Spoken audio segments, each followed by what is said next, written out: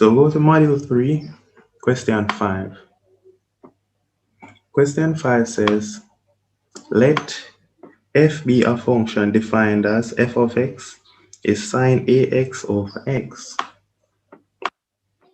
Right, so f of x is equal to sine ax.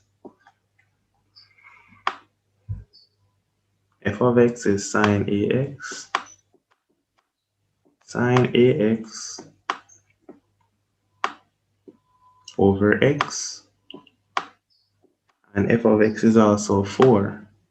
F of x is sine ax over x.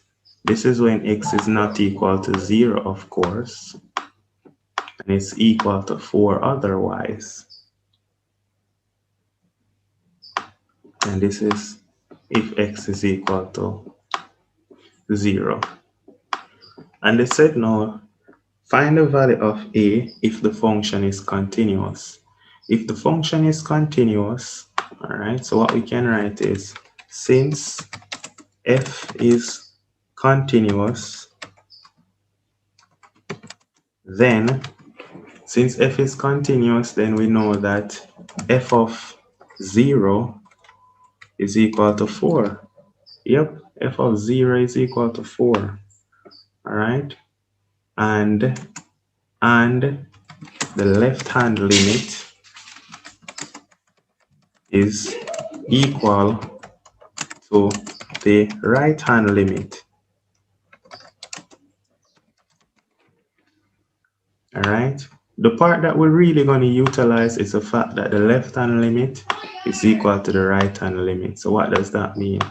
That means we're going to utilize the fact that the limit as x approaches 0 of sine ax over x, this limit is equal to the limit as x approaches 0. It's equal to the limit as x approaches 0 of 4. Now, the limit as x approaches 0 of 4 is just 4. All right. Now, look what we're going to do now. Over here now, this side, we have the limit of sine ax over x. Now, we know that the limit of sine x over x as x approaches 0 is 1. So what we're gonna do is multiply. We're gonna put an a down here. But if we put an a down here, we have to put an a up here. All right, we have to put an a down here. Now put an a here. We're multiplying by a over a. That makes sense? Yes. Then look how we're gonna write this now. Now we're gonna write this as the limit as x approaches 0 of a times, in bracket, sine ax over ax. Sine ax over ax. Now the limit as x approaches 0 of sine ax over ax is 1. All right. Now, according to limit laws, the limit of a product is equal to the product of the limits. So we can rewrite this as the limit as x approaches 0 of a multiplied by the limit as x approaches 0 multiplied by the limit as x approaches 0 of sine ax over ax. Nice and easy, soft. So this is what we have. The limit as x approaches 0 of sine ax over ax. This is equal to 4. Now the limit of sine ax over ax, this part is 1. And the limit as x approaches 0 of a is a. So what we're getting is a times 1 is equal to 4. And since a times 1 is equal to 4, this implies that a equals 4. All right, nice and easy. So a equals 4. Soft. No issues. The next part of the question, it says that using first principles, Determine the derivative of f of x, which is equal to sine 2x. Determine the derivative of f of x, which is sine 2x. All right, so f of x is equal to sine 2x. All right, now to find the derivative from first principle, we have to remember that f prime of x, using first principle, f prime of x is equal to the limit, it's equal to the limit as h tends to 0 of f of x plus h is equal to f of x plus h minus f of x over h. That's how we find the first derivative. All right, so let's plug in this now. So it's going to be equal to the limit as h tends to 0. It's the limit as h tends to 0 of, we can go ahead and put sine. So it's the limit now, f of x plus h is going to be the sine of, you're replacing x with h, so it's going to be 2x plus 2h, or you can write it as the sine of 2 times x plus h, 2 times the sine of x plus h, minus the sine of 2x over h. Right? So that's what we're going to do. So let's break that up now. That is equal to now the limit as h tends to 0 of. Now there are two ways you can do this. Now this sine of 2x plus h, all right, I am going to rewrite this right here as sine 2x plus 2h. This is really the sine of 2x plus 2h when expanding the 2. Now using the compound angle for that, we know that the compound angle is sine 2x cos 2h, sine 2x cos 2h plus cos 2x sine 2h plus cos 2x sine 2h sine 2h minus sine 2x, and this is all over h. Everything is all over h. So what do you do next?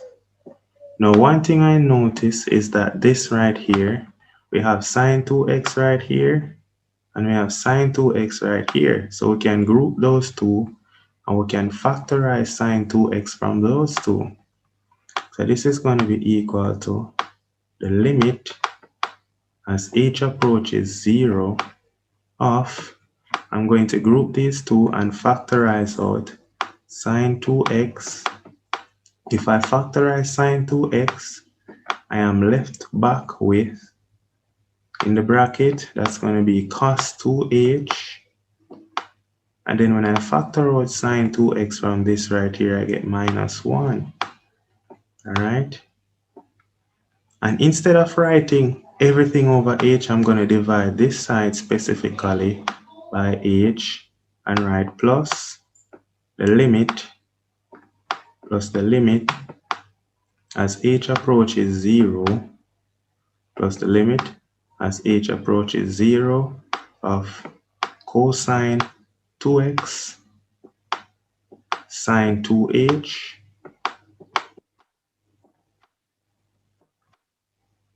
over h. All right. Nice.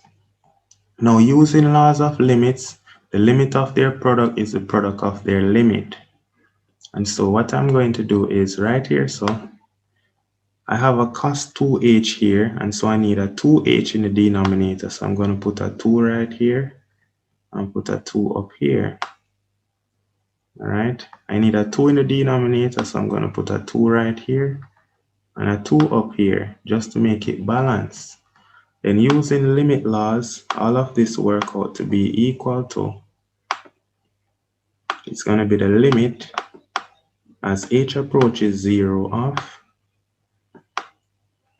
it can be written now as limit as h approaches 0 of 2 sine 2x, limit as h approaches 0 of 2 sine 2x, multiplied by, limit of the product is the product of their limits, multiplied by the limit as h approaches 0 of, I separated them now as two different products, and so now this is just cos 2h minus 1 over 8 over 2h. But remember, the limit of cos theta minus 1 over theta is 0, right? Plus the limit as h tends to 0, separating them as the limit of the product now, that is now 2 cos 2x plus limit of 2 cos 2x over 1 times the limit as h tends to 0 of sine 2h over 2h. This is now sine 2h over 2h. Sine 2h over 2h. All right, that's what we have. Now that this is what we have, this is now equal to, plugging in h as 0, now the limit as h approaches 0 of this is just 2 sine 2x. This is just 2 sine 2x. But then plugging in h as 0 here, you get times 0. That becomes times 0 plus, when you plug in now h as 0 here, you're going to get 2 cos 2x. 2 cos 2x times the limit as h approaches 0 of sine 2h over 2h is 1. And so the final answer is anything times 0 is 0. So the final answer is 2 cos 2x. So the final answer is 2 cos 2x. Nice. So we can put it up here. That is f prime of x is equal to 2 cos 2x.